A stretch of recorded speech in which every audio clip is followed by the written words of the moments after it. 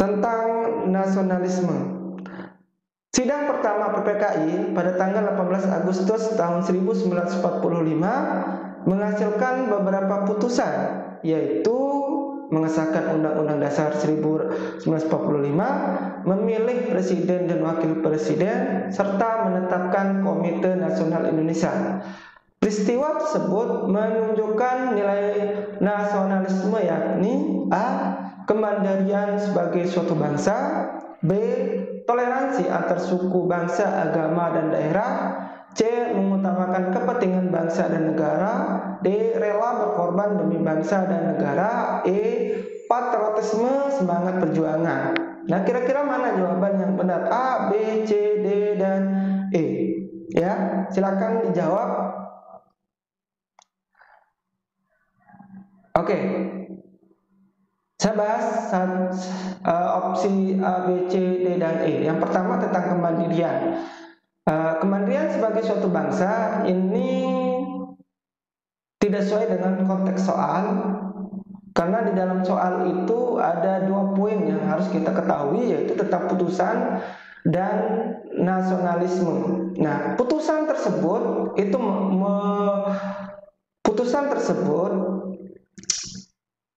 pada dasarnya itu didapat melalui musyawarah. Ya, di dalam musyawarah kita tahu bahwa setiap orang memiliki ide, memiliki gagasan, memiliki argumentasi, memiliki pendapat yang berbeda-beda, sehingga memang sulit untuk diputuskan. Nah, tentunya dalam hal konteks soal ini harus berdasarkan nilai nasionalisme. Apa nilai nasionalisme? Itu cinta tanah air, ya, yang outputnya atau tujuannya yaitu adalah mengutamakan kepentingan bangsa dan negara. Jadi jawabannya adalah yang C, ya.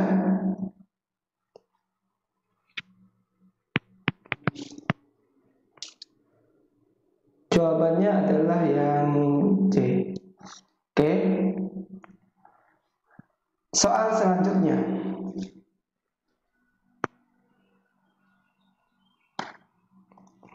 Pilihan negara. Konferensi tingkat tinggi ASEAN adalah pertemuan puncak antara pemimpin-pemimpin negara anggota ASEAN dalam hubungannya terhadap ekonomi dan budaya antar negara-negara Asia Tenggara. Peran negara Indonesia dalam keanggotaannya pada KTT ASEAN masuk pada sila A. Ketuhanan yang Maha Esa, B. Kemanusiaan yang adil dan beradab, C. Persatuan Indonesia, D. Kerakyatan yang dipimpin oleh hikmat kebijaksanaan dalam permusyawaratan perwakilan, E. Keadilan sosial bagi seluruh rakyat Indonesia. Nah, kira-kira jawabannya yang mana? Oke, kita jawab nomor A. Opsi nomor A.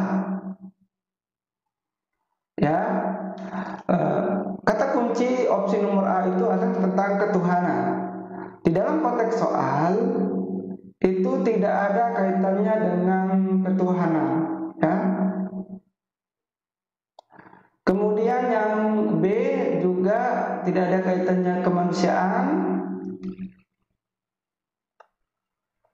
Kemudian yang D itu tentang musyawarah, ya.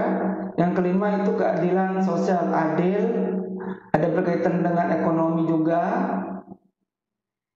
Nah, di dalam konteks soal memang ada tentang ekonomi dan budaya, tetapi itu bukan termasuk nilai sila ke-5, itu keadilan sosial bagi seluruh rakyat Indonesia. Jadi yang jawabannya benar adalah Persatuan Indonesia. Intinya adalah Persatuan Indonesia ini yang berkaitan dengan kerjasama antar negara, entah itu PBB, ASEAN, KTT, dan lain sebagainya, ya. Nah, jadi jawabannya adalah yang C, Persatuan Indonesia. Saya suka maju. Suatu ketika ada salah satu warganya yang bernama Adi bersengketa dengan warga lain yang merebutkan sebidang tanah yang letaknya di desa tetangga. Nur Hadi sebagai kepala desa pun tahu asal-usul tanah yang disekatakan tersebut, bahwasanya tanah yang disekatakan itu bukan milik keluarga Adi. Bagaimana sikap Nur Hadi dalam menyelesaikan sengketa tersebut berkaitan dengan nilai integritas. A. Nur Hadi bersikap objektif dalam menyelesaikan sengketa tersebut. B. Nur Hadi membela Adi karena Adi merupakan warganya sendiri. C. Nur Hadi melakukan musyawarah dengan kepala desa tetangga untuk menyelesaikan sengketa tersebut. D. Nur Hadi mengatakan secara jujur kepada Adi, kepala desa tetangga beserta warga lain bahwa keluarga Adi bukan pemilik tanah tersebut. E. Nur Hadi melobi kepala desa tetangga bahwa tanah yang disekatakan itu milik Adi. Oke, mana jawabannya? A, B, C, dan E. Nah, perlu kalian ketahui bahwa integritas ini itu tentang sikap dan perilaku seseorang. Ya, yang pertama itu jujur, adil, kemudian disiplin, kerja keras,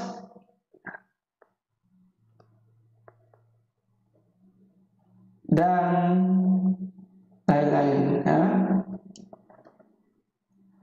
Nah, sehingga yang masuk di integritas pilihan A, B, C, D, E ini adalah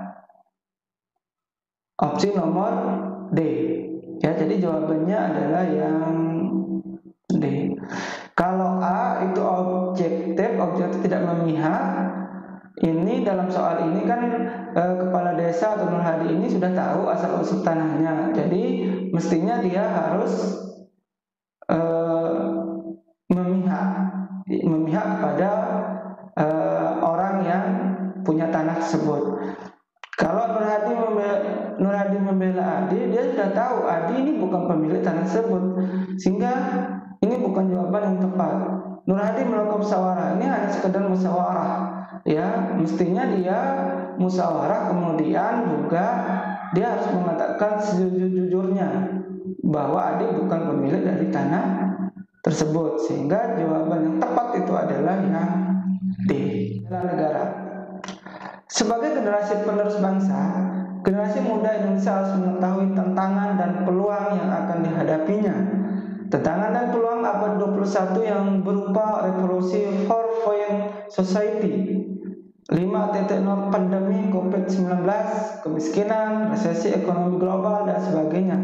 Sekarang kita sudah masuk ke society 5.0, artinya bahwa kita hidup dalam dua dunia nyata dan dunia maya. Upaya nyata generasi muda dalam konteks pertahanan negara berdasarkan wacana tersebut dapat dilakukan dengan cara kecuali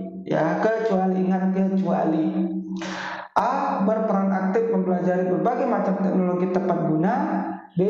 Sadar dan rela berkorban diri dalam upaya mencegah terjadinya ancaman non-tradisional. C. Mematuhi seluruh peraturan perundang-undangan, khususnya undang-undang teknologi informatika. D. Menciptakan teknologi yang mampu mencegah terjadinya cybercrime lintas wilayah negara. E. Berpartisipasi aktif dalam kegiatan komunitas internasional yang fokus pada pengembangan teknologi. Nah, kira-kira jawabannya yang mana? Silakan dijawab. A, B, C, dan E. Jadi jawaban yang tepat kecuali ini peran dalam generasi muda, ya.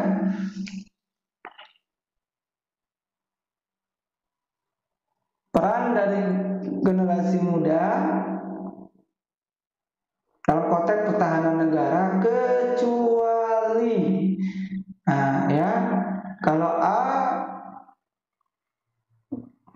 ini bukan jawaban, B, C juga sama, D kecuali E bukan. Jadi jawabannya adalah yang B. Ya. Bahasa Indonesia. Ini tentang ide pokok, ya. Coba baca soalnya. Pisang merupakan tumbuhan yang banyak hidup di Indonesia. Hampir setiap daerah di Indonesia bisa ditumbuhi pohon pisang. Pohon pisang mudah sekali ditanam. Pohon pisang dapat tumbuh di daerah daratan tinggi maupun rendah. hingga banyak lahan penduduk baik pekarangan maupun sawah ditanami pohon pisang. Pohon pisang tidak sulit dibudidayakan karena memang pohon pisang tidak terlalu membutuhkan banyak pupuk. Ide pokok dari program tersebut adalah A. Pisang banyak dijadikan tanaman perkebunan, B. Pisang banyak hidup di Indonesia, C. Pisang banyak ditanami di sawah, D. Pohon pisang banyak dibudidayakan. Nah, intinya kalau ide pokok itu kalau di atasnya merupakan